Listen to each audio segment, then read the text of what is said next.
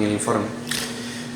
Yo creo que el principal hallazgo es que este informe tiene rostro y tiene nombres, y es los rostros de los perpetradores.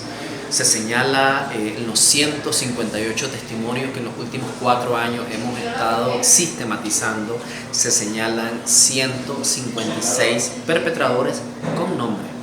Además, en el informe se hace una descripción exhaustiva de los centros de detención en los diversos niveles. Estamos hablando de centros penitenciarios, el Chipote Viejo, el Chipote Nuevo, delegaciones policiales y centros clandestinos. Incluso se logra ubicar varios centros clandestinos. Se logra también determinar en qué lugares se perpetraron las mayores y más graves violaciones. Estamos hablando de el Chipote Viejo, estamos hablando de Masaya y los centros clandestinos en general, donde se utilizaron una gran diversidad de métodos de tortura. Este informe además identifica 40 métodos de tortura.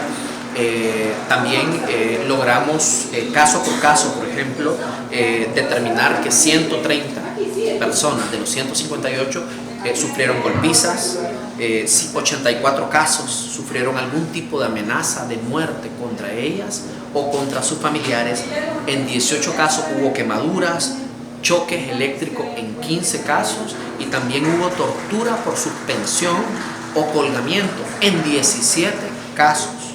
Desprendimiento de uñas en 7 casos y simulación de ejecución en 9.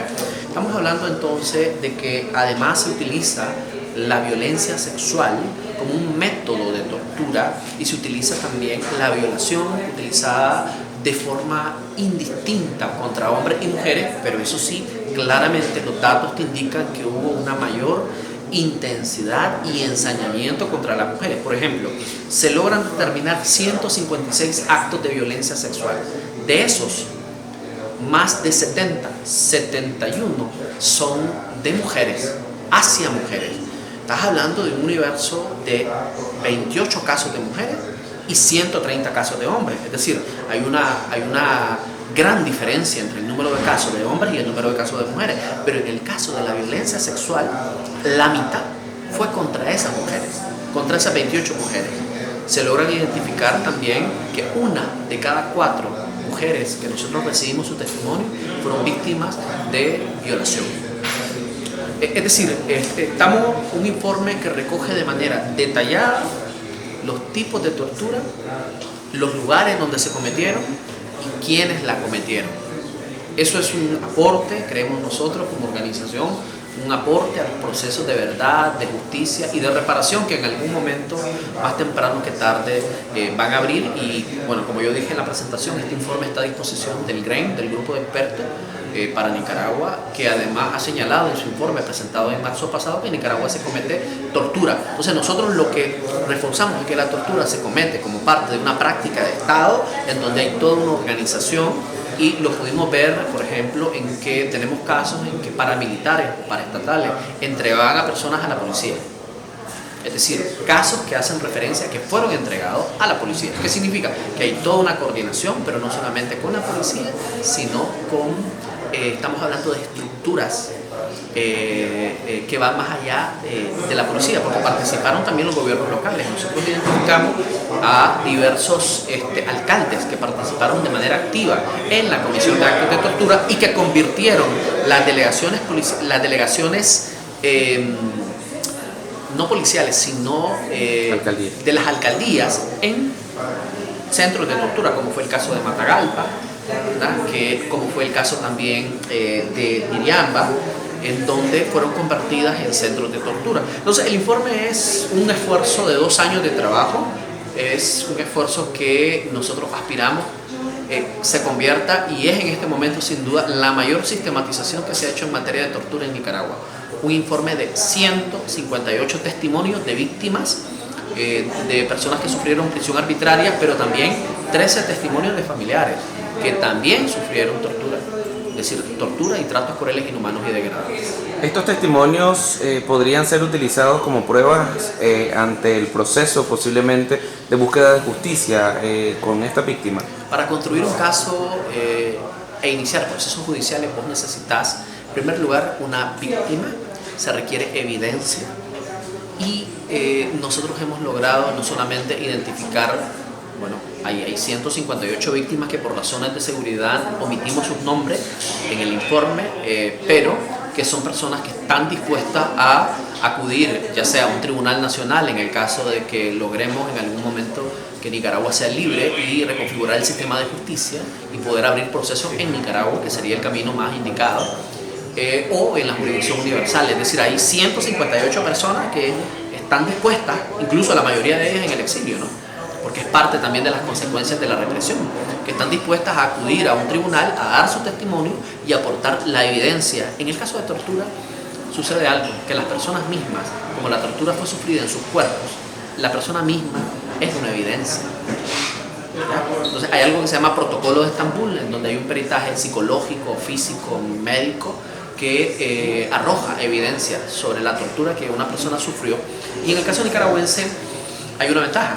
En el caso nicaragüense han pasado 5 años, de tal manera que no es como el caso español, no, que han pasado décadas. Es decir, las personas ahí están vivas y pueden dar su testimonio frente a un tribunal, y eso más temprano que tarde se va a dar.